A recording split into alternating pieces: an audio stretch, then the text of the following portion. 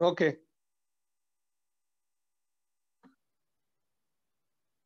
ठीक आहे.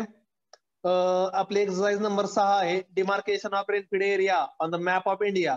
ऍक्च्युली काय करायचं असते मुलांनो, की ह्या वर्षी पडलेला जो पाऊस आहे त्याचा मॅप काढायचा असतोय. म्हणजे पंजाबमध्ये किती पडला, हरियाणामध्ये किती पडला, राजस्थानमध्ये किती पडला, तमिळनाडूमध्ये किती पडला, केरळमध्ये किती पडला. So like this way we have to draw the map. Okay, तर demarcation means what? You have to write down the quantity of rainfall fall on the different states. Okay, म्हणजे महाराष्ट्रात किती पाऊस पडला, पंजाबमध्ये किती पडला, कर्नाटकामध्ये किती पडला, राजस्थानमध्ये किती पडला. Like this way you have to mark these things on the map. Okay, but what happen, the I know that there is a withdrawal of monsoon. Monsoon आता बऱ्यापैकी आपल्याकडनं बाहेर पडलेला आहे, पण अजून सुद्धा IMDनं तो मॅप रिलीज केलेला नाहीये. ठीक आहे, माझ्या अंदाजाप्रमाणे दिवाळीनंतर तो तुम्हाला मॅप भेटेल. आपल्याला मॅप भेटला की त्या मॅपमध्ये कोणत्या राज्यामध्ये किती पाऊस पडलेला आहे ते व्यवस्थित आपल्याला कळेल. ज्या दिवशी मला ते समजेल की हा मॅप आलाय, तो मॅप तुमच्या ग्रुपवर टाकेल आणि तो मॅप तुम्हाला ड्रॉ करायचा आहे. अतिशय सोपं प्रॅक्टिकल आहे. ह्याचा उद्देश काय आहे की विद्यार्थ्यांना कळावं की कोणत्या राज्यामध्ये 2020 साली खूप चांगला पाऊस पडला, कोणत्या राज्यामध्ये कमी पडला, कोणत्या राज्यामध्ये ऍव्हरेज पडला. So like this way, you can understand what is the rainfall pattern of our country in this year.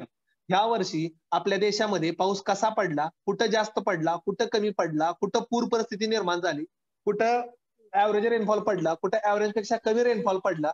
Like this way we have to draw the rainfall quantity in the maps of India.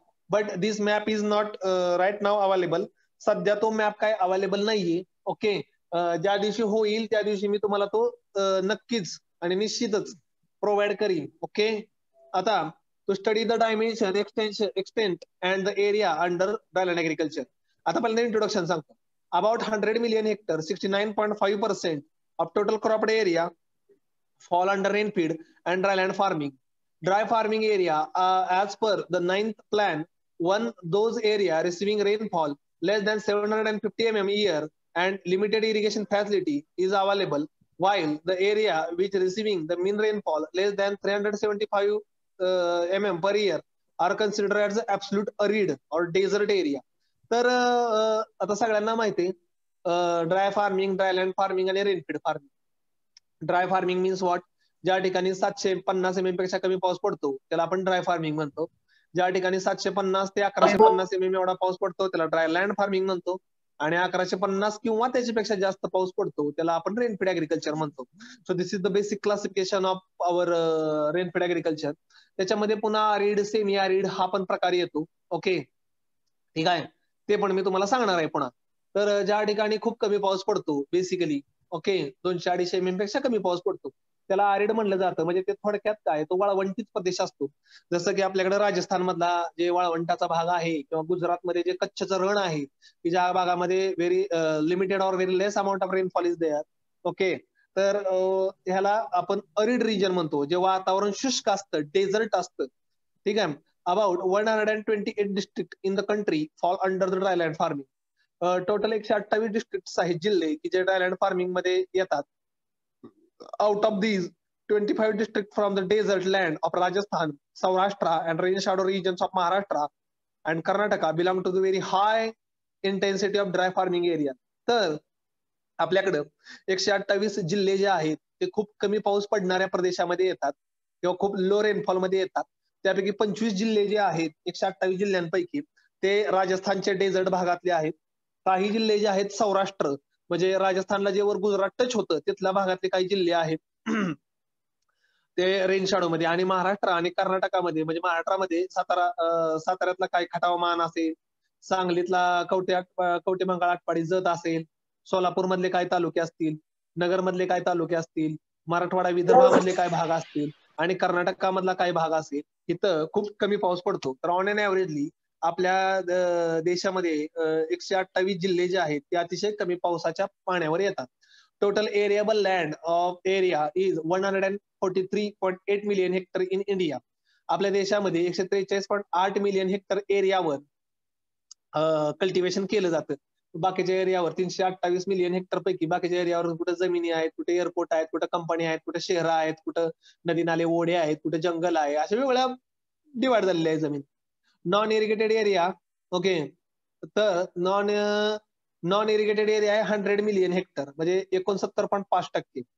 Dryland आहे 34.5 million hectare, okay, 24%.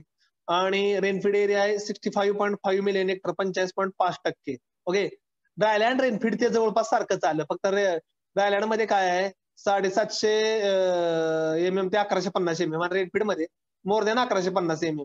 ठीक आहे.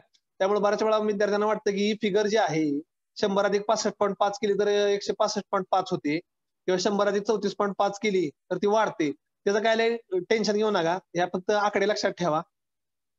फिरवून फिरवून तिथं झालेली आहे ती. Irrigated area जो आहे तर वरच्या आणि खालचा आकडा लक्षात ठेवा. ओके, नॉन इरिगेटेड एरिया किती आहे आपला 100, बरोबर आहे. 100 मिलियन हेक्टर आहे 69.5. तर नॉन इरिगेटेड एरिया म्हणजे जिथं पाण्याचा सोर्स नाही त्याचे दोन प्रकार पडले, ती ड्रायलँड ऍग्रिकल्चर आणि रेनफेड ऍग्रिकल्चर. म्हणजे तुम्हाला सिंपल त्या 100 मधला फरक आहे. ओके, त्यामध्ये 34.5 हा ड्रायलँड एरिया आहे, म्हणजे ज्या भागामध्ये 750 ते 1150 MM एवढा पाऊस पडतो, तो 24% एरिया आहे. आणि त्या 100 मिलियन हेक्टर मधला 65.5 मिलियन हेक्टर एरिया जो आहे की जिथं 1150 MM पेक्षा जास्त पाऊस पडतो, तो 50.5% आहे. तर 65.5 अधिक 34.5 जर तुम्ही बेरीज केली तर ते 100 मिलियन हेक्टर होते. आणि नॉन इरिगेटेड एरिया झाला म्हणजे इथं पाण्याची सोय नाही. आणि इरिगेटेड एरिया जो आहे आपल्या देशाचा तो 43.8 मिलियन हेक्टर आहे, तो 30.5% येतो. आणि महाराष्ट्राचं इरिगेशन ऍव्हरेज फक्त 17 ते 17.5% आहे. हे देशाचं झालं 30.5%. ओके, आणि इरिगेटेड एरिया 43.8%. म्हणजे अजून सुद्धा आपला देश 70% हा पावसाच्या जीवावरच अवलंबून आहे आणि 30% we are in irrigated condition. आणि महाराष्ट्राचं इरिगेशन ऍव्हरेज फक्त 17%च आहे.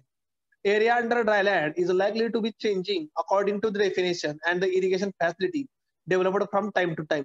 हा थोडासा डाटा थोडासा जुना आहे, तर प्रत्येक वर्षी हा जो एरिया आहे हा कमी होत जातो ड्रायलँडचा.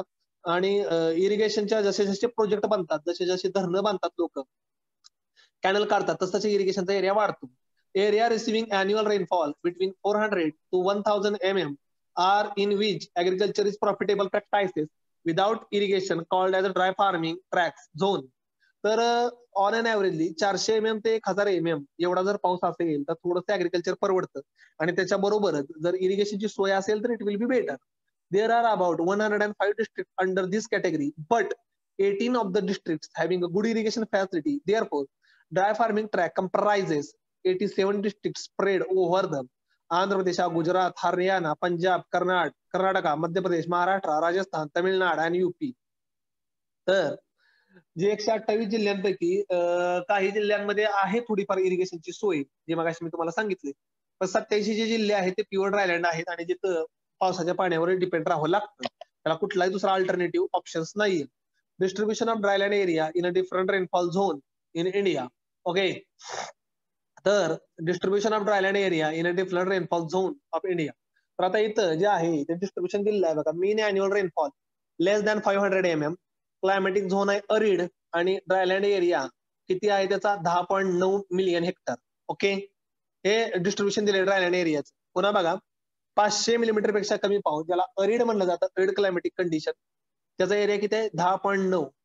त्यानंतर जिथं 500 MM टू 750 MM एवढा रेनफॉल पडतो, 500 ते 750 MM, त्याला ड्राय सेमी अरिड एरिया असं म्हणलं जातं. त्याचा एरिया जो आहे तो 22.2 मिलियन हेक्टर आहे.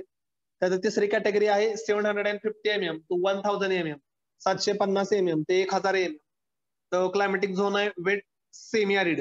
ओके, त्याला म्हणलं जातं वेट सेमी अरिड आणि तो एरिया आहे 21.2%, 21.2 मिलियन हेक्टर. सॉरी, म्हणजे थोडं बऱ्यापैकी पाऊस पाणी आहे 750 ते 1000 MM रेनफॉलला.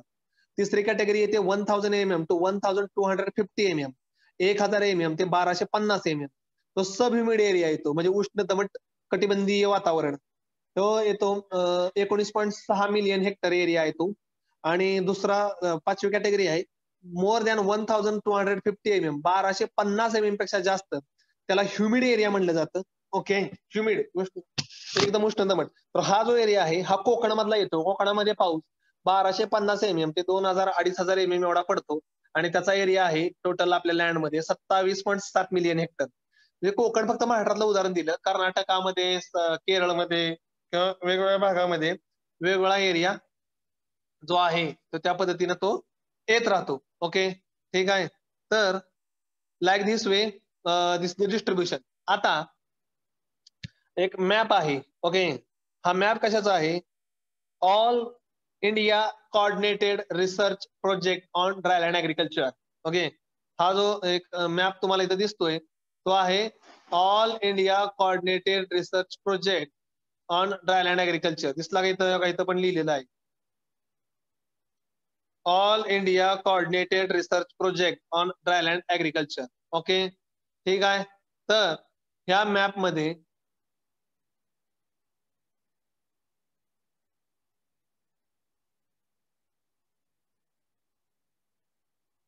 ओके, तर इथं मी एक स्पॉटलाइट घेतलेली आहे.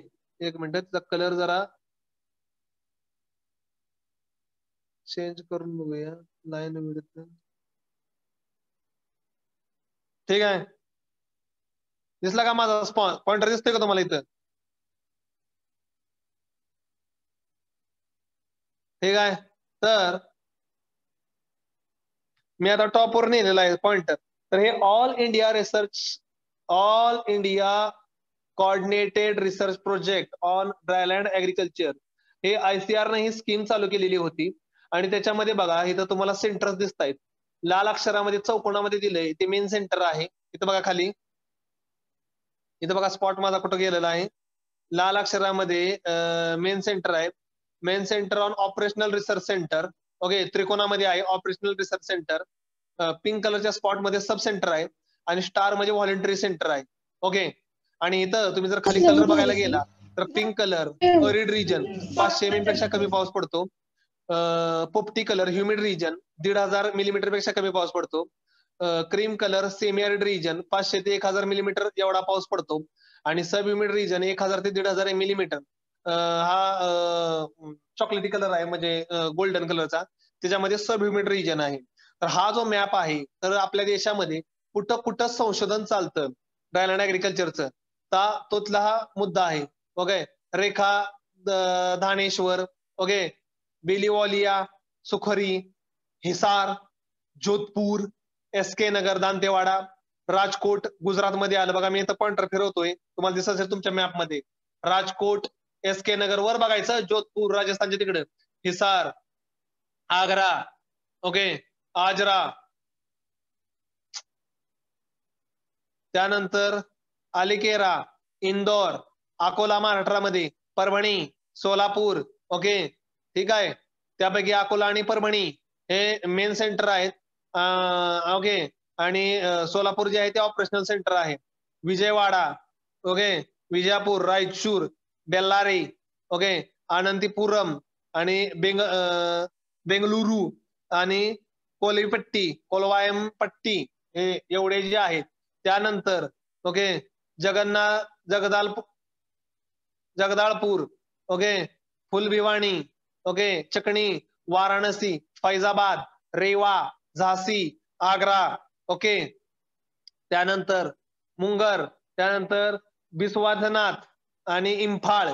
These are the centres, all India coordinated research centres where the research is going on. या ठिकाणी संशोधन जे आहे किंवा रिसर्च जे आहे ते चालवलं जातं किंवा रिसर्च जे आहे ते केलं जातं. ओके, ठीक आहे. तर हा जो मॅप आहे हा तुम्हाला काढावा लागेल.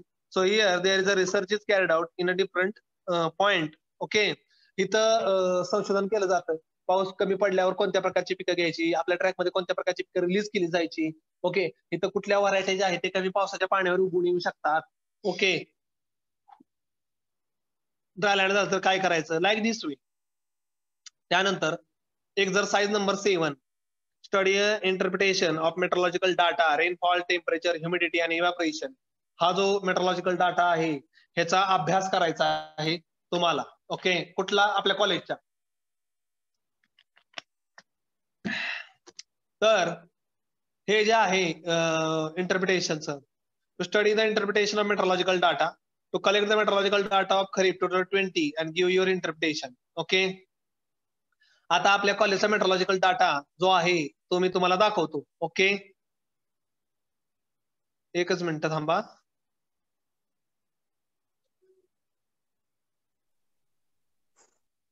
ग्राफ हे ते सगळं काढलेलं आहे मी, तुम्हाला फक्त बघायचं काम करायचं आहे.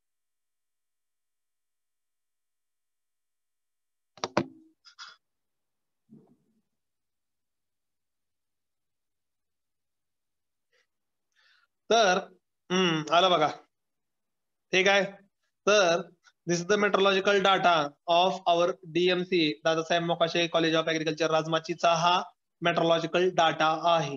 जून, जुलै, ऑगस्ट, सप्टेंबर आणि ऑक्टोबर ह्या वर्षी 5 महिने जो पाऊस पडलेला आहे त्याचा हा मेट्रोलॉजिकल डाटा आहे. ठीक आहे.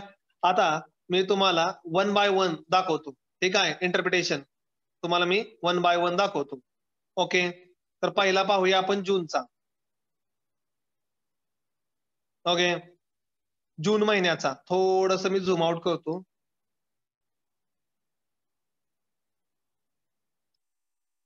म्हणजे तुम्हाला व्यवस्थित दिसेल. ओके, ठीक आहे. आता तुमच्या मोबाईलमध्ये तुम्हाला जो मेट्रोलॉजिकल डाटा आहे जूनचा, तर ह्या वर्षी जर तुम्ही रेनफॉल पॅटर्न बघितला तर बघा हा जूनचा मेट्रोलॉजिकल डाटा आहे. हा तुम्हाला लिहायचा आहे तुमच्या मॅन्युअल मध्ये. ठीक आहे. ह्युमिडिटी मिनिमम, पहिला बघा कॉलम काय, सिरियल नंबर, त्यानंतर येतात डेट जून महिन्यातल्या, त्यानंतर minimum temperature, maximum temperature, minimum humidity, maximum humidity, रेनफॉलचा एक कॉलम आहे आणि इव्हॅपोरेशनचा एक कॉलम आहे. ओके, तर 1/6/2020 मिनिमम टेम्परेचर होतं 22.2, मॅक्सिमम होतं 23.2. ओके, मिनिमम आणि मॅक्सिमम मध्ये जास्त फरक नव्हता सुरुवातीला. ठीक आहे. पुन्हा हळूहळू हा व्हेरिएशन वाढत गेलं. मिनिमम ह्युमिडिटी होती 37, मॅक्सिमम होती 100 आणि रेनफॉल झाला 51 मिलीमीटर. ठीक आहे. रेनफॉल जो झाला तो 51 मिलीमीटर झालेला होता. ठीक आहे. आणि इव्हॅपोरेशन आहे 1. Okay, 1 millimetre. त्यानंतर 2 तारखेला टेम्परेचर मॅक्सिमम मिनिमम ह्युमिडिटी आणि रेनफॉल होता 7.5. ओके, रेनफॉल जे होता तो 7.5 होता. एकच मिनिट,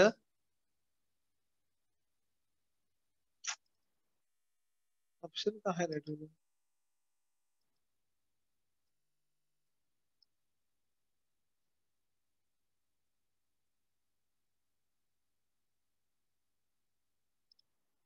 सात 7.5. त्यानंतर जर तुम्ही बघितलं 3 तारखेला 25.5 मिलीमीटर पाऊस होता. तर जर पुन्हा बघितलं तुम्ही तर 11.6 मिलीमीटर पाऊस होता.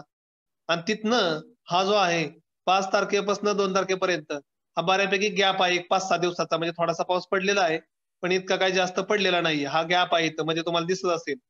ओके, त्याच्यानंतर पुन्हा पाऊस चालू झाला 4.3 mm 13, 14, 15 तारखेला एक 50 mm पाऊस पडला. त्यानंतर बघा इथं पूर्ण गॅप आहे. इथं जर बघितलं तुम्ही बघा इथनं इथपर्यंत हा गॅप आहे.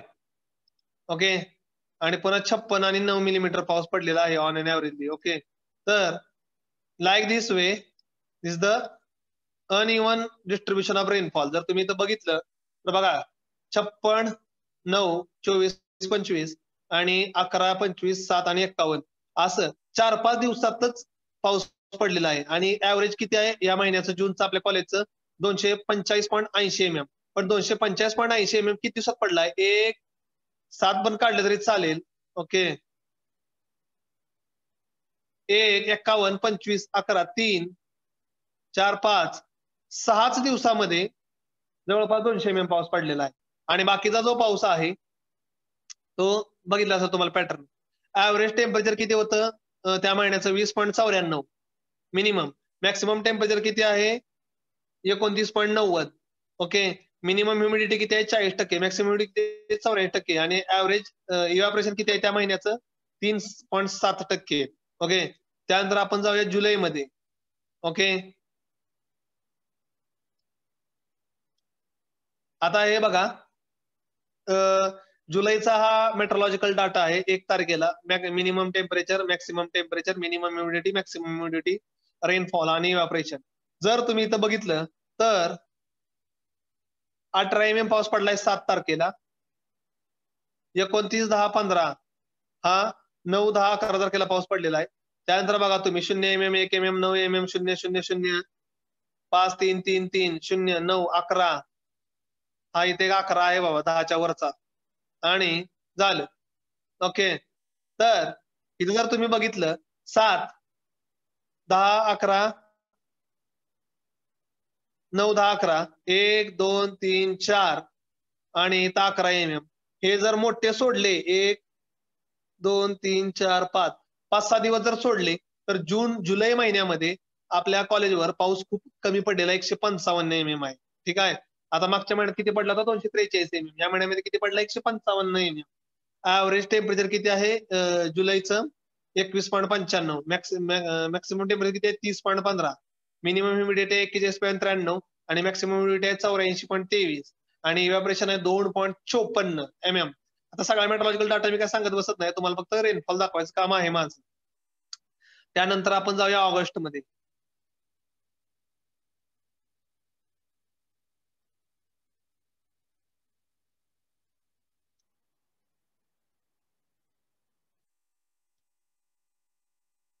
ऑगस्ट महिन्यामध्ये जर तुम्ही पाहायला गेला, ऑगस्ट महिन्याचा हा रेनफॉल डाटा आहे टेम्परेचरचा, तर इथं बघा अतिशय छान आणि कॉन्स्टंट पाऊस पडलेला आहे. ओके. इथनं बघा 7 mm, 8 mm, 5 mm, 15 mm, 16 mm, 14 mm, 7 mm, 3 mm, 4 mm, 3 mm, okay, 10 mm, 12 mm, 50 mm, 20 mm, 24 mm, 7 mm. ठीक आहे. पुन्हा 2 मध्ये शून्य आलेले आहेत. ओके. पुन्हा 10 mm, 9 mm, 2 mm, 0, 2, 2, 2, 0, 4, 0, 0. म्हणजे तुम्ही असं पाहू शकता की in the month of August rainfall जो आहे इट इज 243.20 मिलीमीटर. पाऊस जो आहे ते 243.20 मिलीमीटर पडलेला आहे. पण व्यवस्थित आणि डिस्ट्रीब्युशन पडलेला आहे व्यवस्थित. मिनिमम टेम्परेचर जे आहे ते 21.50 आहे. ओके. मॅक्सिमम टेम्परेचर जे आहे ते 28.63 आहे. ओके. त्यानंतर मिनिमम ह्युमिडिटी जी आहे ती 49.53 आहे आणि मॅक्सिमम ह्युमिडिटी जी आहे ती 56.58 आहे. ठीक आहे. आणि इव्हॅपोरेशन आहे ते 2.14 आहे. Okay. So like this way there is a well distributed rainfall in a month of August. August मध्ये जुलैपेक्षा चांगला आणि व्यवस्थित आणि डिस्ट्रीब्युटेड पाऊस पडलेला आहे. त्यानंतर आपण जाऊया सप्टेंबर मध्ये. सप्टेंबर. ओके. ठीक आहे. सप्टेंबर 2020. आता सप्टेंबर महिन्यामधला जर पाऊस तुम्ही बघितला ओके तर इथं बघा 0 mm, 6 mm, 4 mm, 4 mm, 5 mm, 88 mm. हा अख्ख्या सीझनचा हायएस्ट आहे. या वर्षीचा सगळ्यात हायएस्ट आहे 88 mm. पाऊस जो पडला होता 5 तारखेला तो सगळ्यात मोठा हायएस्ट आहे. ओके. 6 mm, 4 mm, 3 mm हा 33 mm. त्यानंतर 0, 3, 3, 3.8, 13, 3, 24.8 mm. आणि त्याच्यानंतर 4, 1.8, 0, 3, 2, 2, 2. तर सप्टेंबर महिन्यामध्ये टोटल रेनफॉल आहे 213.40 मिलीमीटर. ऍव्हरेज टेम्परेचर आहे 21.63. मिनिमम मॅक्सिमम टेम्परेचर आहे 29.54. मिनिमम ह्युमिडिटी आहे 35 आणि मॅक्सिमम ह्युमिडिटी आहे 80 आणि इव्हॅपोरेशन जे आहे ते 2.43 आहे. Okay. So this is the pattern of September month. September महिन्याचा हा पॅटर्न आहे. त्याच्यानंतर आता जो ह्या महिना होता मागचा तो आहे ऑक्टोबर. ओके. तर ऑक्टोबरचं थोडस झूम आउट करतो.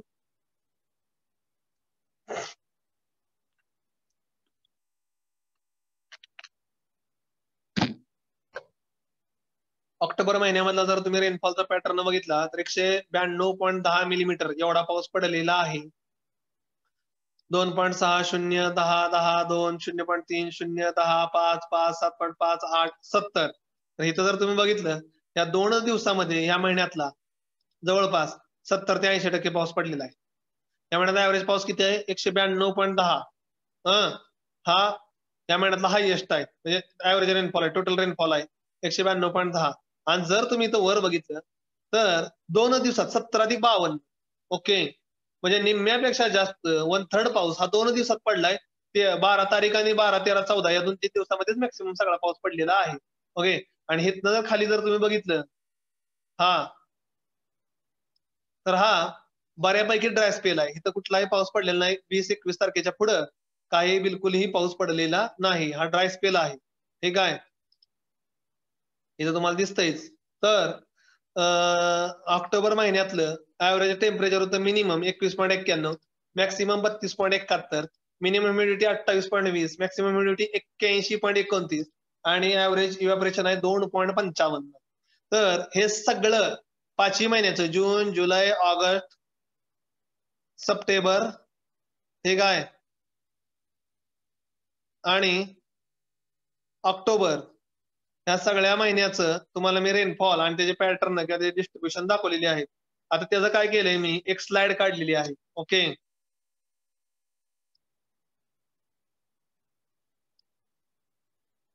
तर एकच मिनिट,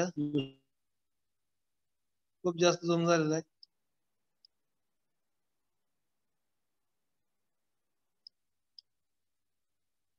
एक एक एक एक एक एक ग्राफ बघूया आपण. ठीक आहे. तुम्हाला पण हे ग्राफ काढायचे हाय असे, तुम्हाला डोकं लावायचं नाहीये. ठीक आहे. हा जो आहे हा महिना आहे. ओके. हा महिने आहेत जून, जुलै, ऑगस्ट, सप्टेंबरचे. ठीक आहे. मंथ जून, जुलै, ऑगस्ट, सप्टेंबर. ठीक आहे. बघा जून मध्ये मिनिमम टेम्परेचर किती होतं 20.94, जुलैमध्ये किती होते 21.95, ऑगस्ट मध्ये किती होते 21.5, सप्टेंबर मध्ये किती होते 21.63 आणि ऑक्टोबर मध्ये किती 21.1. तर तुम्हाला इथं काय दिसून येते की प्रत्येक महिन्यामध्ये मिनिमम टेम्परेचर बऱ्यापैकी सेमच आहे. इथं बघा जून निळ्या कलर मध्ये मिनिमम दिसते बघा. जून मध्ये 20, जुलैमध्ये, ऑगस्ट मध्ये, सप्टेंबर मध्ये आणि ऑक्टोबर मध्ये मिनिमम टेम्परेचर जवळपास 20 ते 21च्या मध्येच आहे. इथं आता मॅक्सिमम टेम्परेचर बघा जून मध्ये 29.14, जुलैमध्ये 30.15, ऑगस्ट मध्ये 28.63, सप्टेंबर मध्ये 29.53 आणि ऑक्टोबर मध्ये 32.71. कारण की ऑक्टोबर मध्ये ऑक्टोबर हीट असते, मान्सून माघारी जातो आणि टेम्परेचर तापतं. तर लाल कॉलम मध्ये जे दिसते तुम्हाला मॅक्सिमम टेम्परेचर आहे ते, तर मॅक्सिमम टेम्परेचर जे आहे ते 29 ते 32च्या दरम्यान आहे. 29 ते 32च्या दरम्यान मध्ये हे ऍव्हरेज टेम्परेचर आहे. ठीक आहे. तर तुम्हाला मिनिमम आणि मॅक्सिमम टेम्परेचर दोन्हीही इथं पाहायला मिळालेले आहेत. त्याच्यानंतर आपण आता दुसरी बाब बघूया, ह्युमिडिटी. ओके. तर जून, जुलै, ऑगस्ट, सप्टेंबर आणि ऑक्टोबर मिनिमम ह्युमिडिटी बघा. निळ्या कलरचा कॉलम आहे इथं तुम्हाला दिसतोय सगळ्यांना. ह्युमिडिटी जी आहे ती पर्सेंटेज मध्ये कॅल्क्युलेट केली जाते. ओके. जून मध्ये मिनिमम ह्युमिडिटी होती 40%, जुलैमध्ये 41%, ऑगस्ट मध्ये 49%, सप्टेंबर मध्ये 35% आणि ऑक्टोबर मध्ये 28%. ओके. म्हणजे मिनिमम ह्युमिडिटी जी आहे ते 28 ते 40-42च्या मध्येच आहे. ओके. मॅक्सिमम. ठीक आहे. मॅक्सिमम जर ह्युमिडिटी बघितली तुम्ही तर जूनमध्ये 84%, जुलैमध्ये 94%, ऑगस्टमध्ये 86%, सप्टेंबरमध्ये 80% आणि ऑक्टोबरमध्ये 81%. जर तुम्ही मॅक्सिमम ह्युमिडिटी बघितली तर 80 ते 90-95च्या मध्येच आहे मॅक्सिमम ह्युमिडिटी. इथं तुम्ही बघू शकता ब्ल्यू कलरचा जो बार आहे तो मिनिमम ह्युमिडिटी दाखवतो आणि मरून कलरचा जो बार आहे तो मॅक्सिमम ह्युमिडिटी दाखवतो. खाली इथं खाली सगळे महिने आहेत आणि किती ह्युमिडिटी आहे ते पण तुम्हाला दिसतंय. त्याच्यानंतर rainfall in millimetre. Okay. Rainfall जो आहे तो तुम्हाला इथं दिसून येतो आहे. हा रेनफॉलचा गॅप आहे, ग्राफ आहे. ओके. तर रेनफॉलच्या गॅपमध्ये एका ऍक्सिसला महिने आहे June, July, August, September, October. एका ऍक्सिसला रेनफॉल इन मिलीमीटर आहे 50 mm, 100 mm, 150 mm, 200 mm, 250 mm, 130 mm. जून मध्ये पाऊस पडलाय 245.8 मिलीमीटर.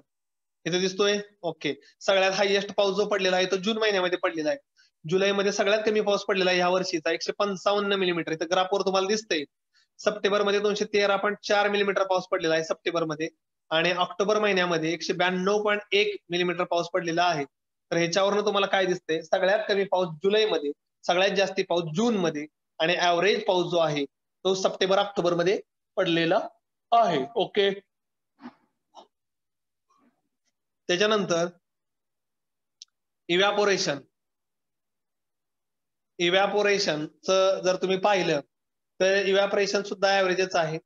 जून मध्ये 3.7 mm आहे, मिलीमीटर आहे.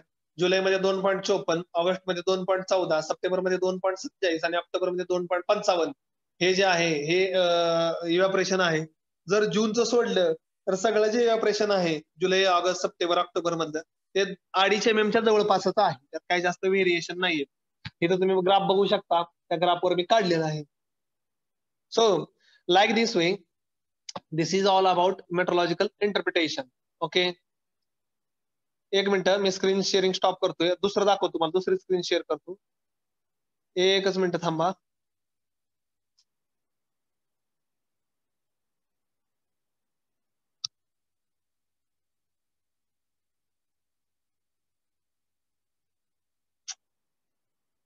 का होईना.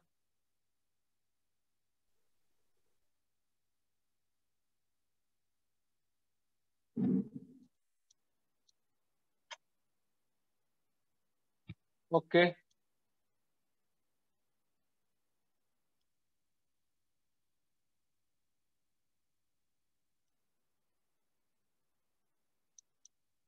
तर मेट्रोलॉजिकल डाट्यावर मी काय कमेंट्स लिहिलेले आहेत त्या कमेंट्स तुम्ही एकदा पाहून घ्या. ओके, तर एक्सरसाइज नंबर 7 जे आहे तर त्यामध्ये सगळा तुम्हाला मेट्रोलॉजिकल डाटा लिहायचा आहे. ओके, सगळा मेट्रोलॉजिकल डाटा तुम्हाला लिहायचा एक्सरसाइज नंबर 7 मध्ये आणि सगळे ग्राफ पण काढायचे आहेत. मी जे काढलेले आहे ती 5 महिन्याचा मेट्रोलॉजिकल डाटा, त्याचा ऍव्हरेज आणि त्याचे ग्राफ काढायचे आणि त्याच्यावर ही माहिती लिहायची आहे. कमेंट्स आहेत, काय काय पॉइंट्स मी लिहिले आहेत. In this year arrival of monsoon is on the time 1:20, but after that there is a dry spell. So the farmers completed the sowing operation 15/6/20 up to 30 June. So sowing operation is on the time. या वर्षी monsoon वेळेत दाखल झाल्यामुळं पेरण्या लोकांच्या वेळेमध्ये झाल्या. Average rainfall in June is 245.80 millimeter, but in a month of July the average rainfall is 150 millimeter. So the vegetative stage there is somewhat moisture shortage.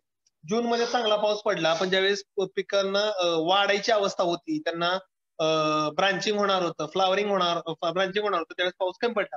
The average rainfall in a month of August is 243.20 millimeter, and in a month of September the average rainfall is 230 millimeter. So at the flowering and grain filling stage the moisture is sufficient. Flowering आणि grain filling stage ला पाऊस sufficient पडला, but in a month of October there is a rainfall at the last. आता मग ह्याच मागच्याच महिन्यात शेवटी पाऊस पडला. आता लिहिलेलं नाहीये, मी लिहितोय, माझं बनवायचं चालू आहे ते. So in this year at the last many crops when they are ready to harvest they are get wetted because of the rainfall. शेवटी काढायच्या वेळेस बरीच पिकं भिजली, म्हणजे कांदा भिजला, झेंडूची फुलं भिजली किंवा ज्वारी बाजऱ्या भिजल्या. शेवटी काढायच्या वेळेस या महिन्याभरात, मागच्या महिन्यात 10-12 दिवस पाऊस पडल्यामुळं, चक्रीवादळ निर्माण झाल्यामुळं हे जे आहे ते काही अंशी भिजून गेलं. Okay, in this year the infiltration of blight on the rice, groundnut, ginger, sugarcane is observed because of the overcast condition. ह्या वर्षी ऊसावर काही प्रमाणामध्ये जे व्हाईट ग्रब आहेत, ओके, हुमणी आणि ब्लाइटचा अटॅक, डिसीजचा हा बऱ्यापैकी दिसून आला, का की ढगाळ वातावरण असल्यामुळे. ते काय प्रत्येक वर्षी होतं. Temperature, evaporation and humidity remains average, so it does not more effecting on the crop growth. जर तुम्ही टेम्परेचर बघितलं तर मिनिमम 21% आणि मॅक्सिमम 29-30%. इव्हॅपरेशन जे आहे ते 250 mm च्या जवळपास आहे, आणि ह्युमिडिटी मिनिमम 40च्या जवळपास आणि मॅक्सिमम 85-90च्या जवळपास आहे.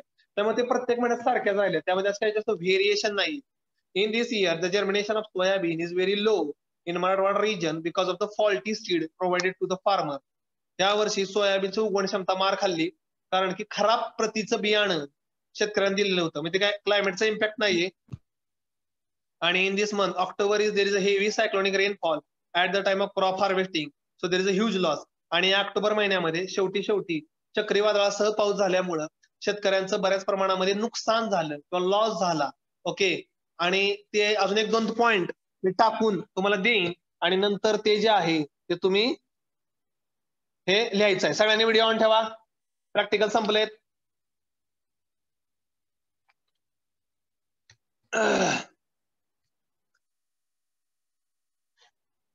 सर्वांनी, everyone should keep their mobile videos on. सर्वांनी त्यांचे व्हिडिओ ऑन ठेवा.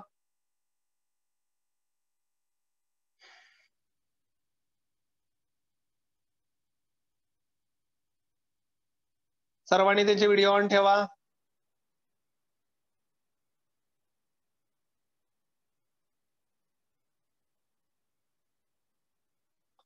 ओके, तर exercise number 6 and 7 is completed. Now only one exercise is remaining, that is exercise number 11. फक्त एकच एक्सरसाइज तुमची शिकवायची राहिलेली आहे रेनफीड ऍग्रिकल्चरची, exercise number 11. So that exercise I will cover tomorrow. उद्या जी आहे ती एक्सरसाइज नंबर 11 जी आहे ती मी लिहिणं शिकवणार आहे तुम्हाला. So tomorrow there is a last practical of rainfed agriculture. जे आहे शेवटचं प्रॅक्टिकल असणार आहे रेनफीड ऍग्रिकल्चरचं तुमचं. ओके, उद्या.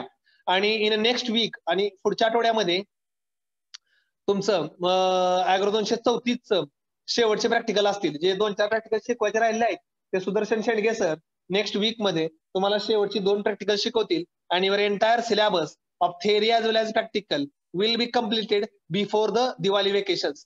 दिवाळी यायच्या अगोदर ॲग्रोनॉमीचं theory as well as practical दोन्हीच्या दोन्ही संपून जाणार आहे. उद्या तुमचं मी ॲग्रो 235 संपवतोय. एकच एक्सरसाइज रिमेनिंग राहिलेलं आहे, एक्सरसाइज नंबर 15, 11 नंबरची इफेक्ट ऑफ रेनफॉल आणि इट्स कॅल्क्युलेशनची एकच एक्सरसाइज शिकवायची राहिलेली आहे.